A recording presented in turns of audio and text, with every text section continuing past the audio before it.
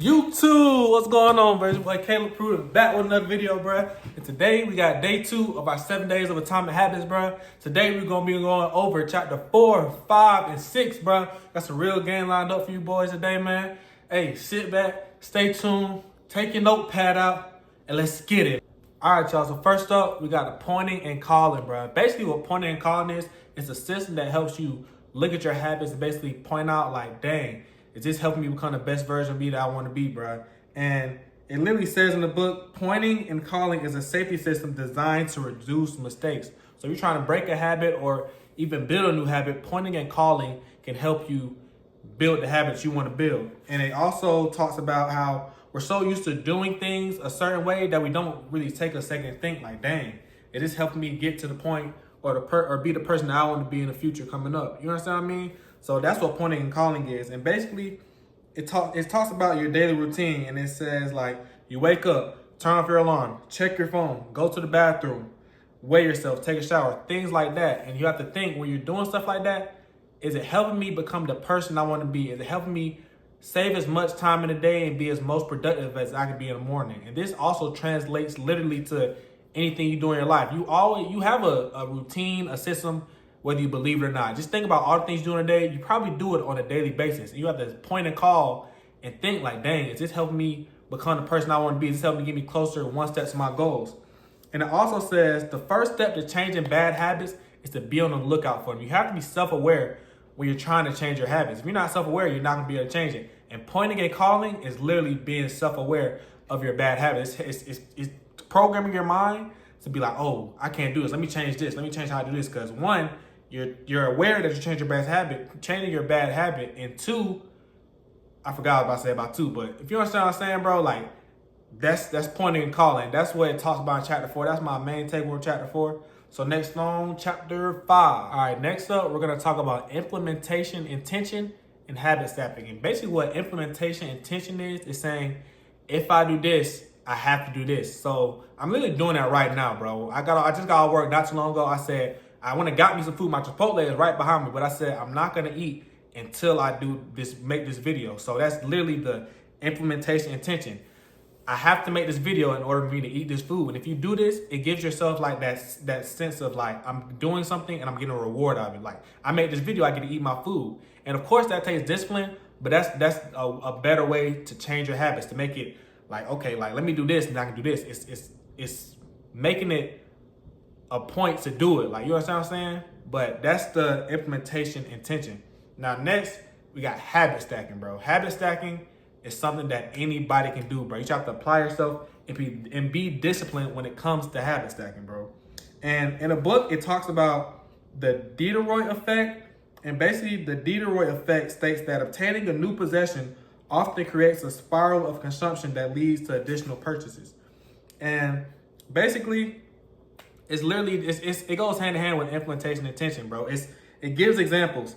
Meditation. After I pour my cup of coffee each morning, I'll meditate for 1 minute, bro. Like, if you don't take anything from what I'm saying about what I'm talking about in chapter 5 is, bro, make it to where, like, you have to do something in order to get something.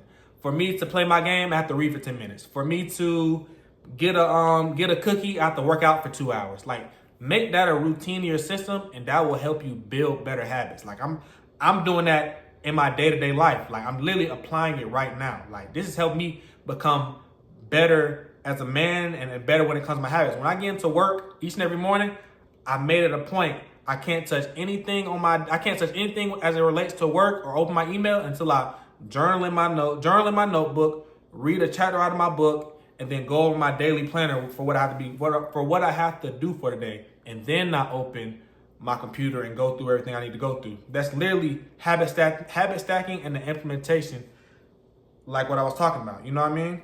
All right, next up, we got chapter 6. And chapter 6, what I took away from chapter 6 was your environment, bro. Your environment has everything to do with how your habits happen and how your habits form, bro. Just think, if you're in an environment and you're trying to stop eating, let's say, fried chicken, and you're constantly in an environment, let's say you work at JJ's, you're constantly in an environment where they're making fried chicken, that's gonna prompt you to eat fried chicken because that's a part of your environment.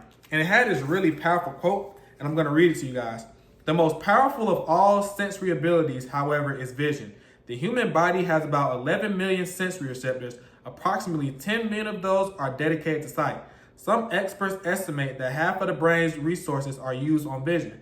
Given that we are more dependent on vision than any other sense, it should come as no surprise that visual cues are the greatest catalyst in our behavior.